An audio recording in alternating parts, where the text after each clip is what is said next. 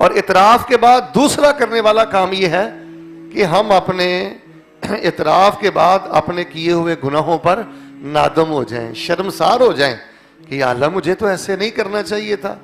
اتنی تیری رحمتیں ہیں، تیری محبتیں ہیں، تیری نوازشات ہیں، یہ جو میں نے کیا ہے غلط کیا ہے، شرمندگی کے آنسو ہونے چاہیے۔ یقین مانے بڑے بڑے مذہبی لوگ ہم نے سنا ہے وہ بڑے بڑے گناہ کر کے پتہ کیا کہتے ہیں، کون سی آخر آ گئی ہے جی، کون سا میں نے کوئی جرم کر لیا،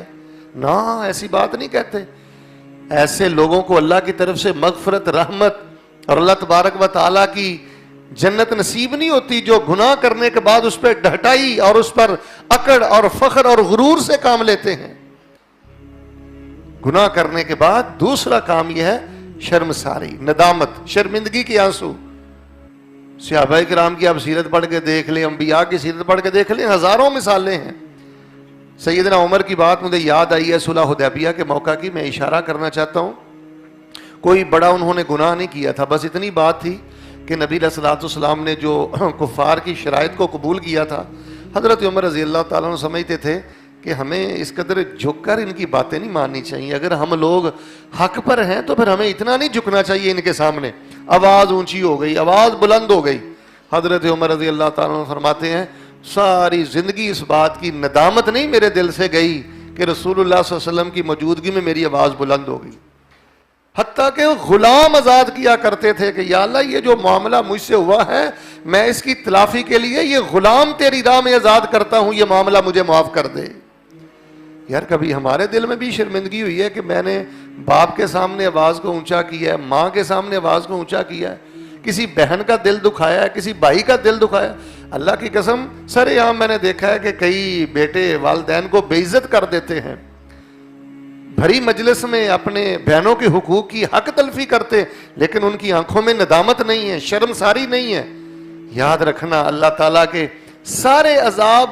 ساری وعیدیں، ہر قسم کی پکڑ اس بد نصیب کے لیے ہے جو گناہ کرنے کے بعد ندامت کی بجائے ڈھٹائی کے ساتھ فخر کرتا ہے، کبر کرتا ہے، غرور کرتا ہے، اور وہ سمجھتا ہے کہ میں نے بڑا گناہ نہیں کیا۔ آپ صحابہ کرام کی سیرت پڑھ کے دیکھ لیں، ایک صحابی کے بارے میں نے پڑھا، انہوں نے اپنی نوکرانی کو، لونڈی کو ایک تھپڑ لگا دیا۔ اب یہ کتنا بڑا جرم ہے، غصے میں غلطی تھی، تھپڑ لگ گیا، لیکن آپ ندامت دیکھیں، سارے کام چھوڑے، گھر بار کو چھوڑا اور کونین کے تاجدار حضرت محمد الرسول اللہ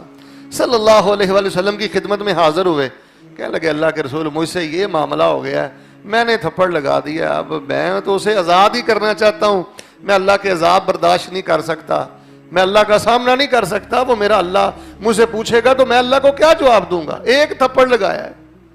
تو جو ناحق قتل کرتے ہیں، جو ناحق خون بہاتے ہیں، ظلم و ستم کرتے ہیں، وہ کہاں جائیں گے؟ نبی علیہ الصلوۃ والسلام نے فرمایا ٹھیک ہے اس کو آزاد کر دو، یہ مومنہ ہے۔ تو احباب گرامی قدر، سب سے بنیادی کرنے والا کام یہ اعتراف ہے کہ ہم اپنے گناہوں کا اعتراف کریں۔ اس کے لیے دو دعائیں میں نے آپ کے سامنے پڑھی ہیں، یہ کثرت کے ساتھ پڑھیں، قیام کی حالت میں بھی پڑھیں، اور ویسے بھی جب آپ افطاری کے وقت دعا کرتے ہیں نا تو ربنا ظلمنا انفسنا وان لم تغفر لنا وترحمنا لنكونن من الخاسرین، لا الہ الا انت سبحانک انی کنت من الظالمین۔ یہ آپ کے اندر سے آواز نکلنی چاہیے، رٹے رٹائے الفاظ نہیں ہونے چاہیے، یہ آپ کے جذبات ہونے چاہیے، انگ انگ سے یہ بات نکلے ہو تو بڑا ظالم ہے، تو بڑا خطا کار ہے، تو نے اپنے اللہ کی بڑی حدود پھلانگی ہیں۔ تو یہ جذبات بھی ہونے چاہیے کلمات کے ساتھ ساتھ۔